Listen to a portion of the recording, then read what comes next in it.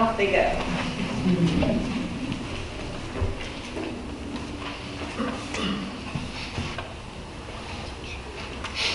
Okay, thanks to Bill Cook, who keeps us technically operational. My little headset here. I was emceeing a fashion show last weekend at Salem, and they had to be a lavalier very much like this, and I was able to say, oh, it's just like the one I have at First Christian. So we are on our way. But Bill is working to edit some of the sermons and getting them out there, so it's a lot of time, so thanks, Bill, for your dedication to that task. So good to see the Turners here this morning. Always great to have you worshiping with us, and our thoughts and prayers are with your family in your loss. And so many people that I know have experienced loss over this particular holiday season. So let's just remember to keep loved ones close and to reach out to friends who may be having difficult times at the holiday season. It's one of the reasons that the celebration of Christmas really obviously needs to be about more than just the presents, but about the hope and the peace and the joy and the love that we have in Jesus Christ. We want to thank all those who came out yesterday to help us decorate. Voila! Joyeux Noël. So we had a good time. Many hands makes light work, and so thanks to all of you who came out to help us get the place ready for Christmas. I am going to read today's text from the Message. Why am I going to do that? Because this is a strange text. And I was very interested to see that this is the text chosen this week from the lectionary. For those of you who may or may not know, the lectionary is a cycle, a 3-year cycle that attempts to move us all the way through both an Old Testament reading, a psalm, an epistle, a letter, and a gospel. And in our Wednesday night Bible study, which I hope all of you will come to this week, we are celebrating the season of Advent with a study by Adam Hamilton, and it's called Not a Silent Night. But he started last week not at the manger, but after the resurrection, and asking us to think about what kind of new or early Christian Mary herself would have been. We know she was there on the day of Pentecost, but sort of looking forward in order to understand what had happened before. And this text, in a way, is doing that. There is a historical context. We actually should have started the reading maybe 3 or 4 verses before. It sounds like doomsday, end of the world is coming. In fact, Jesus is speaking of the coming destruction and conquest of the city of Jerusalem. So there are 2 things that he's speaking about. One, this terrestrial, if you will, event that's going to happen where the Jews will have to face the destruction of the temple, and we know that that occurred in the year 70 AD. And then also talking about his own return, the Son of Man coming in the heavens. So a terrestrial devastation that may be coming, but then there's the celestial event that's going to happen, and Jesus is trying to get the people ready. So getting ready really for the second coming, even as we celebrate the first coming of our Savior. Let me read that text for you in the Message. Eugene Peterson just has a way of kind of making it plain. And I like how he puts this off. So this is 21, beginning with verse 25. It will seem like all hell has broken loose. Sun, moon, stars, earth, and sea. Remember, he's talking about the conquest of Jerusalem. In an uproar, and everyone all over the world in a panic, the wind knocked out of them by the threat of doom, the powers that be quaking. Does that sound familiar to you at all? Verse 27, and then they will see the Son of Man welcomed in grand style, a glorious welcome. When all this starts to happen, up on your feet, stand tall with your heads high. Help is on the way.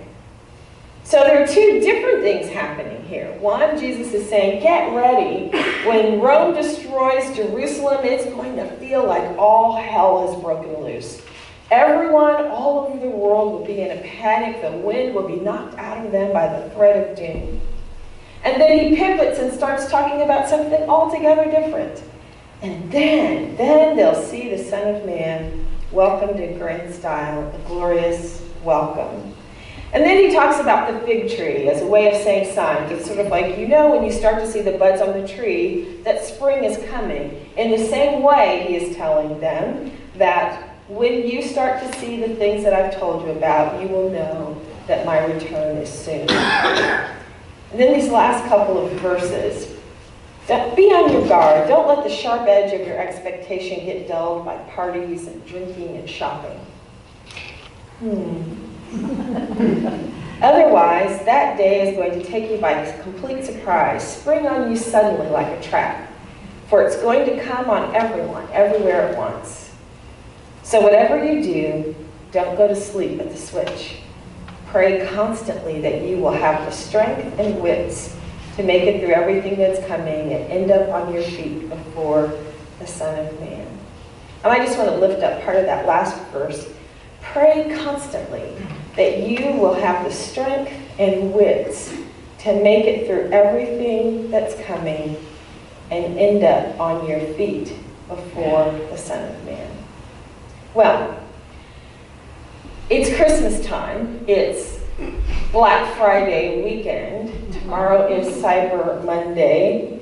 Tuesday, there's a new thing called Giving Tuesday where you could go online and give to important ministries and social services agencies. I would encourage you to spend some of your money there too on Giving Tuesday. But we also live in a time when we are afraid for our very lives because of terrorism, gun violence in the streets, police brutality, people shooting planes out of the sky, firing at concerts, people attacking people at Planned Parenthood clinics. It may feel like all hell has broken loose and we don't need a bloody moon to tell us that our world is in a very difficult state of affairs.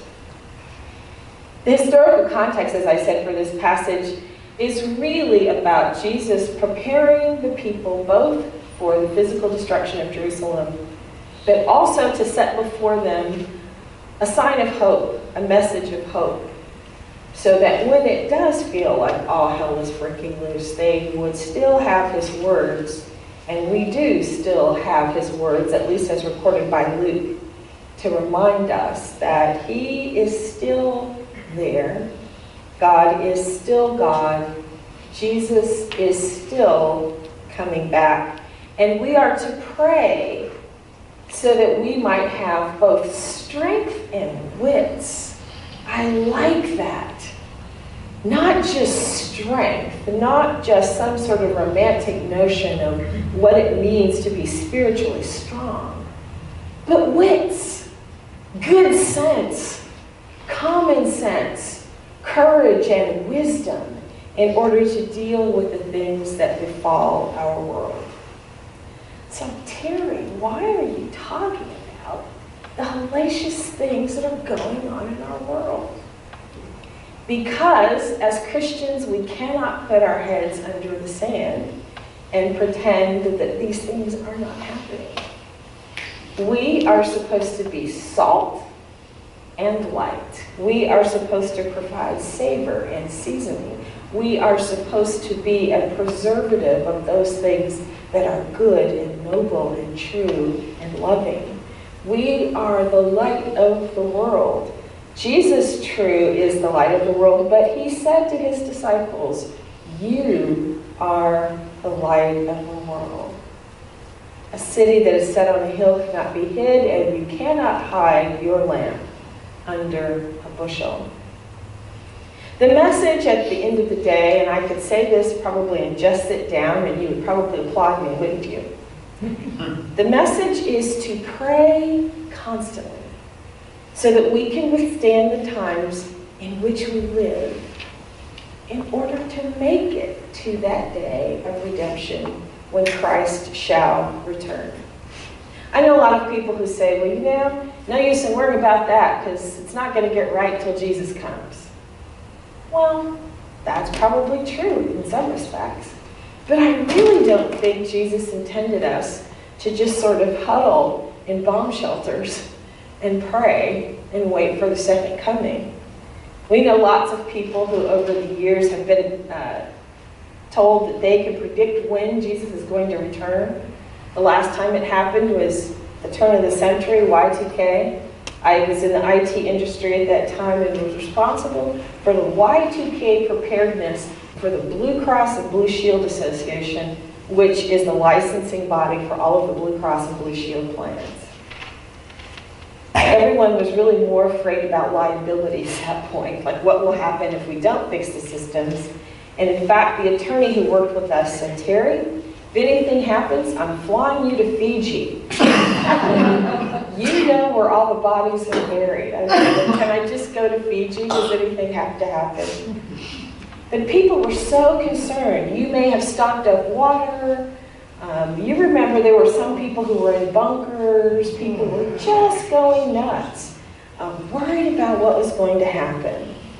The Seventh-day Adventist tradition for many generations had a date upon which Jesus was going to return. There are still some rogue groups out there who say, no use in participating in this society. Jesus is coming.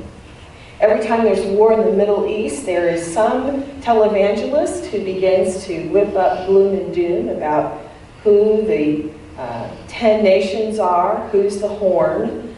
They try to figure out what's happening in Revelation. The only thing that we really understand about the coming of Jesus Christ, the second coming, is that Jesus himself says, you're not going to know. We won't know. But Jesus wanted to prepare his followers, his people, the Jewish people, for what would seem like a major onslaught on their faith. They were God's chosen people. They had been promised a Messiah. He had come, and many of them, most of them in fact, did not believe that he was the Messiah. And for that faithful few who did believe, even before he goes to the cross, even before he is revealed as that suffering servant that Isaiah spoke about, even before the resurrection, here is the Messiah predicting yet another piece of devastation. The holy city, God's city, the place where the Lord dwells, is going to be destroyed. What possible reason could Jesus have for talking about such a negative idea? Well, how many of you are adults in this room? Some of us are even 21, adults. But the world is a hard place. It's a difficult place. The world is full of injustice. The world is full of hatred. And who are we as God's people? And what are we going to do about it? You may have known I was downtown on Black Friday, participating in the marches. There were several goals because there were several groups and several ideas as to what should be done. I'll tell you why I went. I went because I talk a lot about these things. If you know me, you know that I talk a lot about these things.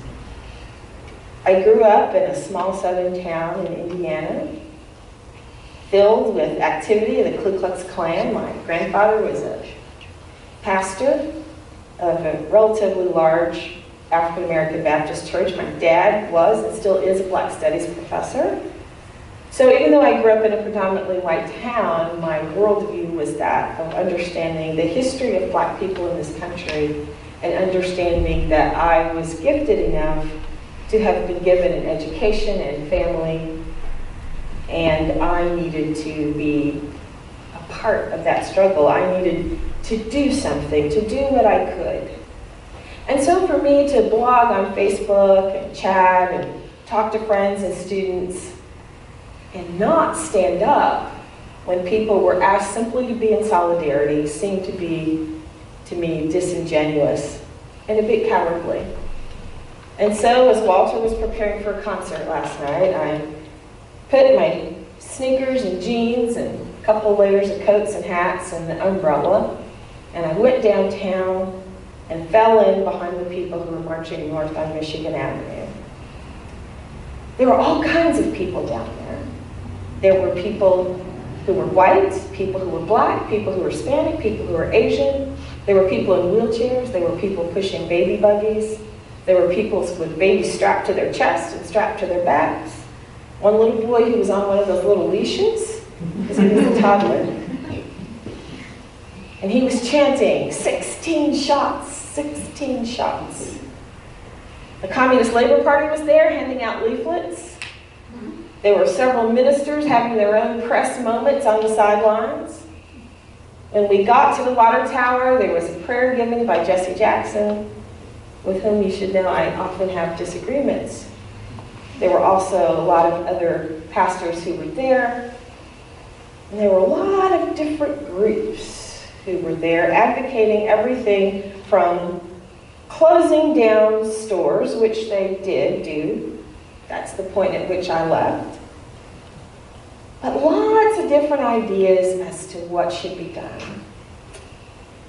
And I stood there in the rain, sopping wet, I have to tell you. And I thought to myself, does any of this matter right now? Did I make the right decision to come downtown? I posted some pictures in the rain with my cold fingers, and everybody was doing that. Everybody wanted to say, I'm here, I'm here. I'm in the midst of the struggle.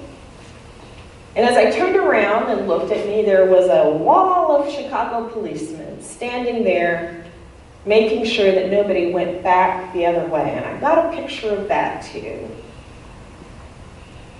I thought about my sermon. I said 3 months ago, I chose this text and I chose this topic, signs of the times. Isn't it funny, Martha and Becky? They know how early I choose these texts and these titles. Who knew where I would be this weekend? Who knew what was going to happen in Paris? Who knew that the trial of the cops who killed Freddie Gray was going to start tomorrow? Who knew that Turkey was going to shoot a Russian plane from the sky? Who knew that we would be on the edge of such turbulence and violence in our world? What does Jesus have to say? And some of us may say, that's not going to do it. But he says, pray. Pray so that you will have the strength and the wits. That's what I like. The strength and the wits, the wisdom to know what to do, where to go, how to engage. I am praying for the groups of young activists who understand that something must be done, but they're not quite sure. I want to see some sort of organized plan for an economic boycott, if that's what you're going to do, that calls into question not only the city of Chicago and the mayor and the state's attorney and all those things. I really do think there's a cover-up at play in this whole case. But when you shut down stores downtown, there are people who are on hourly wages who didn't get their holiday bonus pay. Unless we're using our wits to put together a plan that will strike at the very evil we hope to dismantle, there may be collateral damage that we're not prepared to acknowledge. Unless we pray for strength and wits, we won't operate in love. We'll just operate in anger. The 1960s civil rights movement operated with a strategy where people were taught about the philosophy, not only of love, but of nonviolent resistance. They had workshops where they learned the ideas of Gandhi and Dr. King, and they practiced being yelled at. They practiced being spit upon. They practiced being hit. They were prepared. You didn't just show up at a march, you prepared to participate in organized nonviolent action. And they prayed, oh my gosh, they prayed. They sang songs. The church was in fact the foundation because it was the only institutional power the black community had. And white clergy from all over the country answered the call to go down to Selma.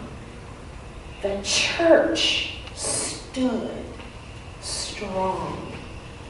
But the church prayed for strength and wits to deal with these problems. So many signs of our times: poverty, economic recession, instability, increased gap between the rich and the poor, people with mental health issues. I was dealing with one of our students at the Divinity School who was hospitalized this week. Very troubling situation. I deal with that more than I talk about. Substance abuse and addiction, racism, sexism, gender discrimination, homophobia, war, terrorism, religious terrorism, personal violence, gun violence, gang violence. Prophet Amos cried, "How long, God, how long?"